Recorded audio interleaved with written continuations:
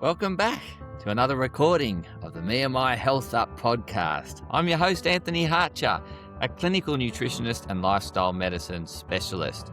The purpose of this podcast is to enhance and enlighten your well-being. And today I'll be doing that for you on the show. And we're going to be talking about the integration of relationships, making relationships feel more connected and why they disconnect. And this came about through an article I read about the youth, the young generation, the Generation Z, that are feeling more and more lonely. And I'm thinking this generation, the most recent generation, or probably not the most recent, but the Gen Zs certainly grew up with technology. They had a whole life around technology and social media. So it's the social media generation.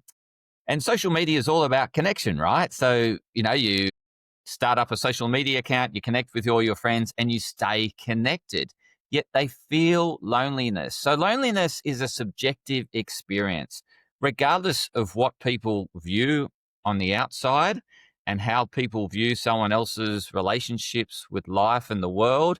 It's how you feel on the inside. So it's, whether you perceive yourself feeling connected or disconnected.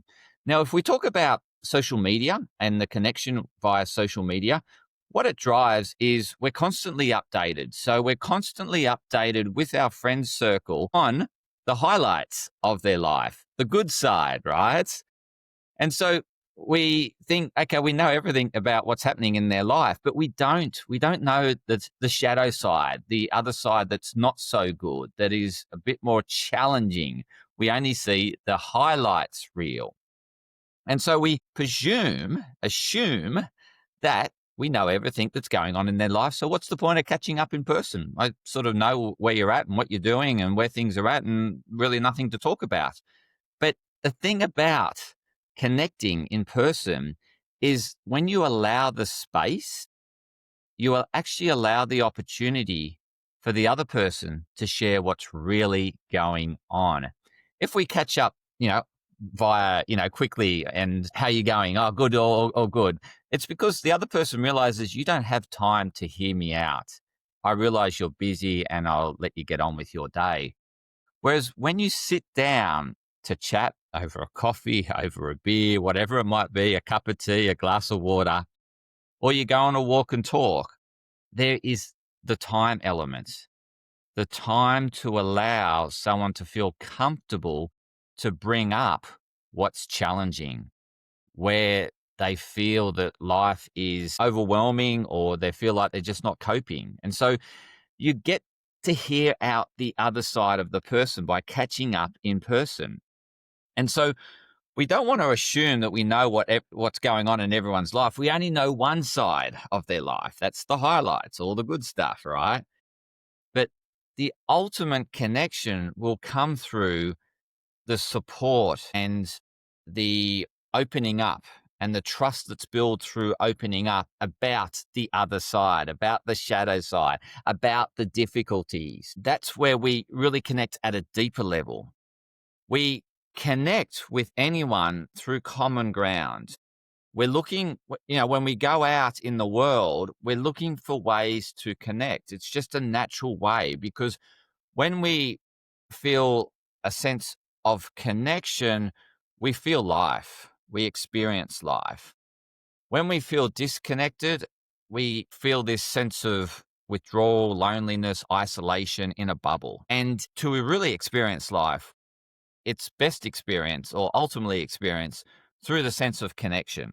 And so that's why when we go out and we start conversations, we're looking for points in common. And this is why we share some basic things about us that are not too revealing, such as, what do you like doing? What are your interests? What do you do as a job? These things that take up time, that you spend time doing, reveals a bit about the person, but not too deep and not too scary. You don't need a much element of trust. You're willing to let go, like you're willing to allow that information to be out there because it's quite comfortable, because I do this job, I like this interest. You're not sharing the dark side, the uncomfortable side, or the shadow side. And so we're looking for those points of connection in order to relate. When we start to relate, we feel connected. We develop oxytocin. Oxytocin is this sense of connection. We feel it in the inside. It's the feeling inside, a subjective feeling inside that we feel connected with the other person or something else that we do. We can get connected with pets. We can get connected with nature. It's whatever we're connected with. You can get really connected with your work and get a sense of oxytocin. But it's that feeling of integration between yourself and the outside world. And we do this in relationships when we're getting to know someone and we look for what's in common. And that connects us. And then we feel that we start to get to know that person and we start to reveal over time more and more about ourselves because we get more comfortable and we're building a trust bond between, and oxytocin is building up on the inside and it's building up on the inside of them. And you feel this ultimate more connection, and hence you're willing to open up more. So the more time we spend with someone in person, the more we're going to better understand them, better know who they are. They're not the person on social media. That's one side of them. The full person, the whole person is found out through spending time in person and connecting at an energetic level. Yes, you can sort of do a bit of energetic connecting, but not at the deepest level. In order to really get to know someone, we need to connect at the deepest level, and that's done in person. And so don't assume that you know someone or know what's happening in someone else's life by just looking at highlight reels and social media. Actually, get really to know them by spending time with them in person and allowing that deeper connection to come up through sharing more and more uncomfortable stuff. And through the uncomfortable stuff, the connection between one another deepens. It deepens. It goes to another level. More trust is built, more oxytocin you feel, the more connected you feel with that other person. Now, some people are a bit scared of revealing the other side of them because it can think, am I going to lose this person by letting them know who I really am? And ultimately, if the relationship's meant to evolve, it will naturally, through the other person being open to knowing all about you, because they're not just interested in the highlight reel or one-sided, the side that they like about you. They're interested in the whole you. They want to connect at that deepest level, and that's recognizing that the person has another side. And so this goes on with the relationship with you and the outside world. So there'll be a side within you that you don't want to reveal, and you have guilt and shame associated with that side about you. However, what happens is we constantly see that side of us in the external world, right? Because we have these things called mirror neurons. Mirror neurons were discovered, mirror as in the mirror, neurons were discovered in the 1990s when they were doing an experiment on monkeys. And what they found is that when monkeys were observing other people's behavior, that both brains were lighting up in the same areas. So the monkey was relating to what the other monkey was doing through observing their behavior, through watching and observing their behavior. And they were able to stimulate the same parts in their brain through that observation. And so they were doing a reflection of what the other monkey was doing. And we as humans also have these mirror neurons. And so when we see someone doing some behavior out in the streets that we have guilt and shame about inside of us, then we start to feel that guilt and shame.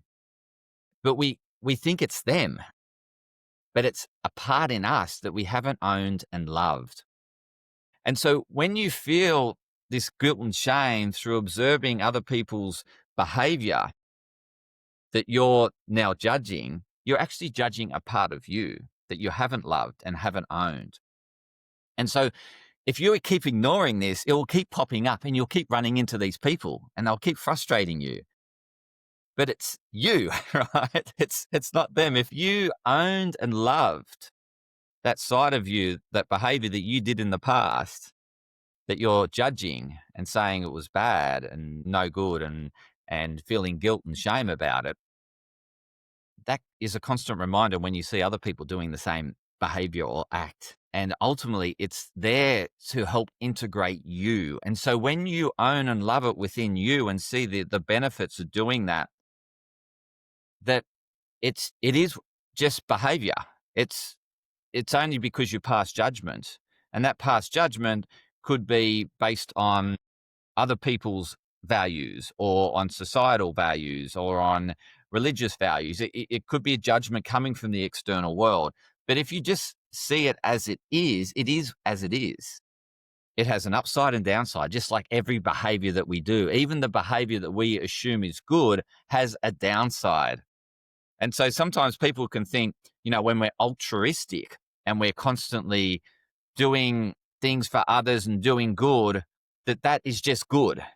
There is a downside, because when we're doing something for someone else, we actually we're taking away a sense of empowerment to that individual, and we're disempowering them in a sense, because they become reliant on us. And so it doesn't enable that other person or other association or society to flourish, because they're constantly dependent on these outside help to enable them. Whereas if you don't do the good acts according to society and say, no, you guys sort it out yourself, they have to get resourceful in order to solve that problem and find other ways around that problem. But by doing that, it empowers them and they grow and they become more accountable for their own life. And so don't think that doing all these good Samaritan acts are all good, right? There is a downside. It is disempowering. You get the empowerment through the struggle, through looking for other ways to do the activity or the behavior or whatever you need. You find another way of doing it. It's like when we're in the wild back in the prehistoric days or whatever, if something wasn't available, we'd go looking for something else as a substitute in order to survive. And so we get more resourceful, or we come up with different ways of fulfilling a need. So during COVID, we were quite restricted as to what we could do, but we found other ways to provide that fulfillment by being resourceful. And we actually, like, the QR code was in existence before COVID, but it just became widespread during COVID because there was a need for it. We needed another way to connect without physical contact, right? We needed to pass information without physical contact or whatever. We did it through QR codes and passing information in the digital world, right? Contactlessness or whatever it's called. And so what I'm getting to is, when we judge our own behaviors and think they're all bad, they're not all bad. There is an upside to doing what we did. If we said no to someone and we said that they have to figure out the problem themselves, don't feel guilty about it. It's actually empowering for them. They actually get resourceful, creative, and find other solutions to resolving that issue. And they become more empowered, and they build up a toolkit of life to deal with life, to manage life. So if they encounter that again, they're resourced in order to deal with it. But if we keep doing things for someone else, then they're reliant on us. What happens when we're not there? They fall in a heap. So we can do this gradually by saying no and allowing other people to grow and develop, and don't feel guilt and shame about it. So this is part of this thing that we just become, we judge things based on other people's values, society values, religious values, and we then feel guilt and shame for doing it. But there is an upside to it. And we want to find that upside in order to dissolve that guilt and shame in us, so that we stop judging it in the outside world. We stop seeing it in others. We don't see it in others once we've loved it within ourselves. There's no judgment to pass. It is what it is. You can see, you understand why that person is doing that behavior because you did it prior, and you can see an upside of doing it, right? As opposed to thinking it's all bad. So this is part of the integration of you and the integration of you with the external world.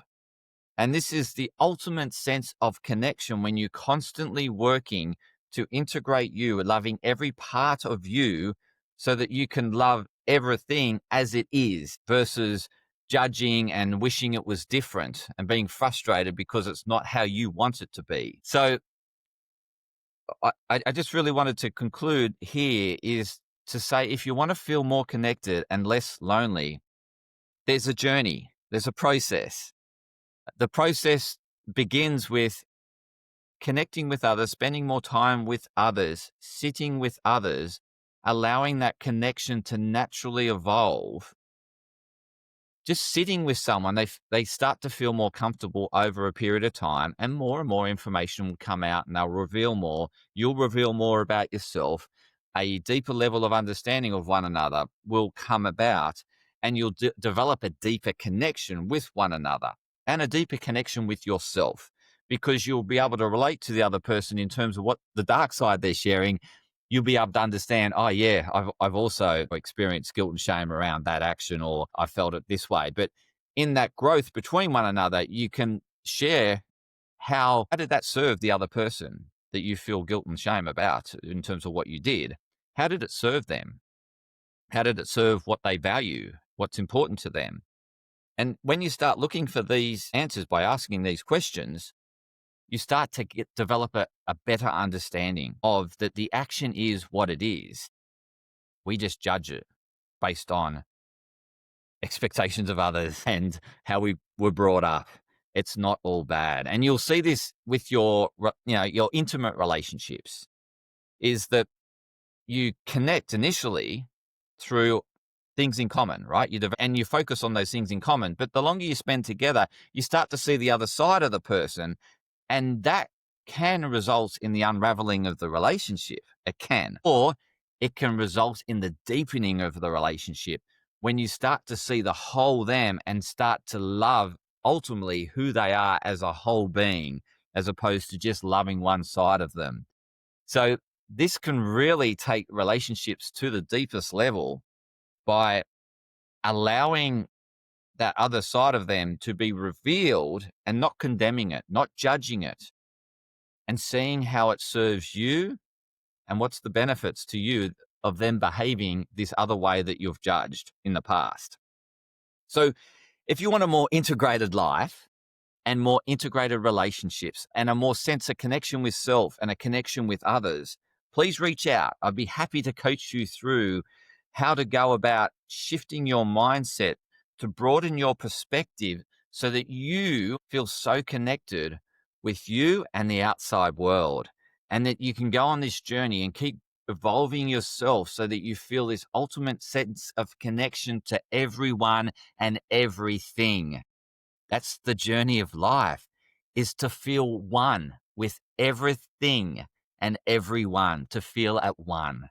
First of all, you need to feel at one with yourself, and then you can start to feel at one with the outside world. But the outside world can remind you of what you're not feeling at one with, at peace with within you. So if you need help in this area or support, please reach out to me. I'll be happy to coach you through it. And thank you for tuning in to another insightful episode of Me and My Health Up. Please share it with others that could benefit, that might be feeling lonely or disconnected in this world. And this might be a revelation to them as to why they're feeling disconnected and how they can go about improving that connection with self and others. Thank you once again.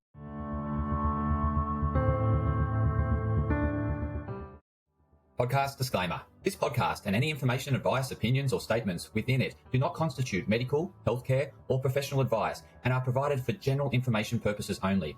All care is taken in the preparation of the information in this podcast. Connected Wellness Proprietary Limited, operating under the brand Me&MyHealthUp, does not make any representations or give any warranties about its accuracy, reliability, completeness, or suitability for any particular purpose. This podcast and any information, advice, opinions, or statements within it are not to be used as a substitute for professional, medical, psychological, psychiatric, or any other mental health care or healthcare in general. Me&MyHealthUp recommends you seek the advice of a doctor or qualified health provider with any questions you may have regarding a medical condition. Inform your doctor of any changes that you may to your lifestyle and discuss these with your doctor. Do not disregard medical advice or delay visiting a medical professional because of something you hear in this podcast. This podcast has been carefully prepared on the basis of current information. Changes in circumstances after publication may affect the accuracy of this information. To the maximum extent permitted by the law, Me&MyHealthUp disclaims any such representations or warranties to the completeness, accuracy, merchantability, or fitness for purpose of this podcast and will not be liable for any expenses, losses, damages, incurred indirect or consequential damages or costs that may be incurred as a result of the information being inaccurate or incomplete in any way and for any reason. No part of this podcast can be reproduced, redistributed, published, copied, or duplicated in a form without prior permission of Me&MyHealthUp.